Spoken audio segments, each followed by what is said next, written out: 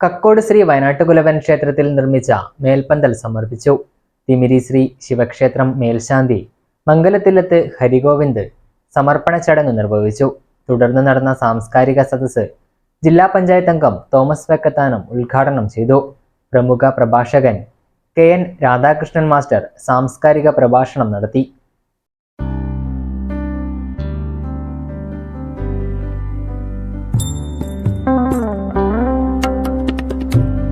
കക്കോട് ശ്രീ വയനാട്ടുകുലവൻ ക്ഷേത്രത്തിലെ കളിയാട്ട മഹോത്സവത്തിന്റെ ഭാഗമായി സാംസ്കാരിക സദസ്സ് സംഘടിപ്പിച്ചു. ക്ഷേത്രത്തിന് പുതുതായി നിർമ്മിച്ച മേൽപ്പന്തലിന്റെ സമർപ്പണ ചടങ്ങും നടന്നു. ജനുവരി 28, 29, 30 തീയതികളിൽ വിവിധ കലാസാംസ്കാരിക പരിപാടികളോടെയാണ് മഹോത്സവം നടക്കുന്നത്. രാവിലെ നടന്ന ഗണപതി ഹോമത്തിന് ശേഷം തിമിരി ശ്രീ ശിവക്ഷേത്രം മേൽശാന്തി മംഗലത്ത് ഹരിഗോവിന്ദൻ നമ്പൂതിരി മേൽപ്പന്തലിന്റെ സമർപ്പണ ചടങ്ങ് നിർവഹിച്ചു.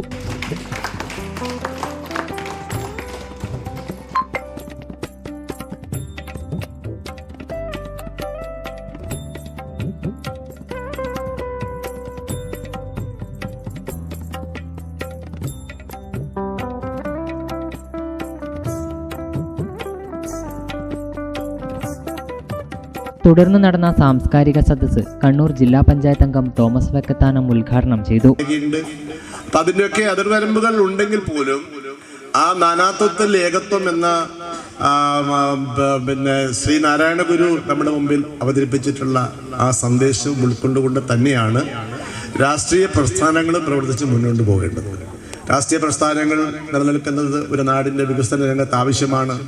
നാടിൻ്റെ സാമൂഹ്യ വിരോധിയിൽ അത്തരം പ്രസ്ഥാനങ്ങളുടെ പ്രവർത്തന മേഖല വളരെ വിപുലമാണ്, വലുതാണ്. പക്ഷെ അതൊക്കെ അക്രമത്തിലേക്കും അനാരോഗ്യകരമായ പ്രവണതകളിലേക്കും പോകാതെ സൂക്ഷിക്കേണ്ടത് അതിനൊക്കെ നേതൃത്വം നൽകുന്ന പ്രസ്ഥാനത്തിൻ്റെ തലപ്പത്തിരിക്കുന്ന ആളുകളുടെ ചുമതലയാണ്.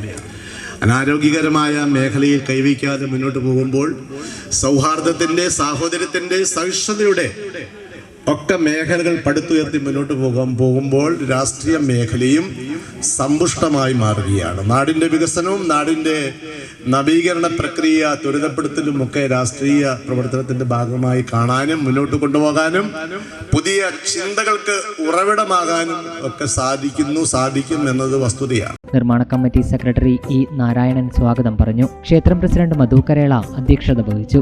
KN രാധാകൃഷ്ണൻ മാസ്റ്റർ സാംസ്കാരിക പ്രഭാഷണം നടത്തി. അതിലേറെ അത്ഭുതം, ആ വയലിൻ വായിച്ചത് ലോകത്തിലെ ഏറ്റവും വലിയ വയലിനിസ്റ്റ് ജോഷുവ ബെൽ എന്നാണ് അദ്ദേഹത്തിന്റെ പേര്. അദ്ദേഹത്തിന്റെ ഒരു ഓഡിറ്റോറിയത്തിൽ ഒക്കെ പരിപാടി വെച്ച 1 ലക്ഷം രൂപയാണ് ടിക്കറ്റിന്റെ വില. പക്ഷെ ചാനൽ അദ്ദേഹത്തെ വേഷം മാറ്റിയിട്ട് കീറിയ ഇതൊക്കെ ധരിപ്പിച്ചു ഇട്ടു.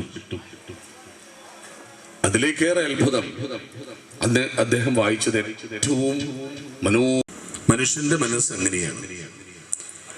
അറിവിന്റെ വലിയ പാരാവാരവും വലിയ കാര്യങ്ങളും നമ്മളെ മുമ്പിൽ ഉണ്ടായാലും നമ്മൾ ആരും അത് കാണാനോ കേൾക്കാനോ തയ്യാറില്ല.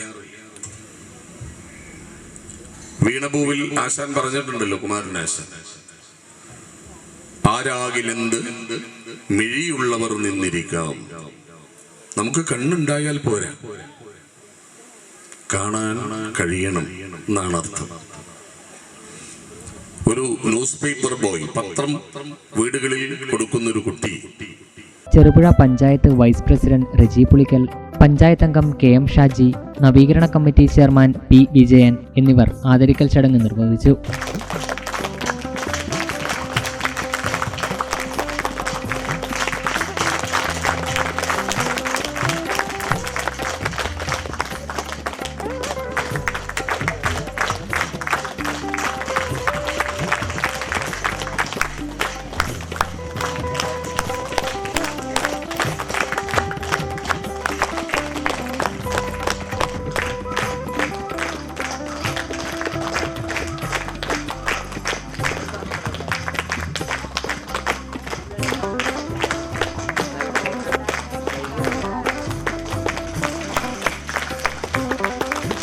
റാപ്പോയിൽ ജുമാ മസ്ജിദ് ഖത്തീബ് അബ്ദുൽ ലത്തീഫ് അസ്ഹനി മൂന്നിയൂർ ആശംസാപ്രസംഗം നടത്തി. VN Santhosh Kumar, P Narayanan, PP Lakshmanan, E Gangadharan, ക്ഷേത്രം സെക്രട്ടറി P ചന്ദ്രൻ, ആഘോഷ കമ്മിറ്റി പ്രസിഡന്റ് ബാലൻ കണ്ടത്തിൻകരയിൽ, മാതൃസമിതി പ്രസിഡന്റ് ലതിക ജനാർദ്ദനൻ, സെക്രട്ടറി ശ്യാമള രാജൻ എന്നിവർ ആശംസാപ്രസംഗം നടത്തി. ഇതിൽ നിന്നും ഏകദേശം നമ്മൾക്ക് 3 ലക്ഷം രൂപ സ്വരൂപിക്കാൻ വേണ്ടി നമുക്ക് സാധിച്ചിട്ടുണ്ട്.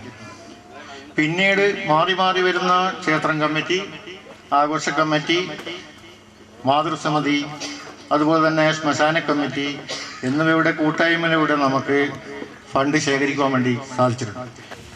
അദ്ദേഹത്തിൻ്റെ ചൈതന്യം നിലനിൽക്കുന്ന ഒരു ക്ഷേത്രം കൂടിയാണ് ഇത്. അതുകൊണ്ട് വയനാട്ടുകുളവൻ ക്ഷേത്രത്തിൽ ഗുരുസ്ഥാനീയനായി അദ്ദേഹത്തെ കൂടി ഞങ്ങൾ ആരാധിച്ചു വരുന്നുണ്ട്. ആവശ്യമായിട്ടുള്ള ഇത്തരം കൂട്ടായ്മകൾക്കും ക്ഷേത്രങ്ങൾക്കുമൊക്കെ വലിയ പ്രാധാന്യമുണ്ട്. ആ പ്രാധാന്യമെല്ലാം ഞാനിവിടെ പറയാൻ ഉദ്ദേശിക്കുന്നില്ല. രാധാകൃഷ്ണൻ മാഷെ പോലെ ആ രംഗത്ത് കുറേ കൂടി പ്രാഗൽഭ്യമുള്ള ആളുകളിരിക്കുന്ന വേദിയാണ്. ആഘോഷ കമ്മിറ്റി സെക്രട്ടറി രാജേഷ് കരള നന്ദി പറഞ്ഞു.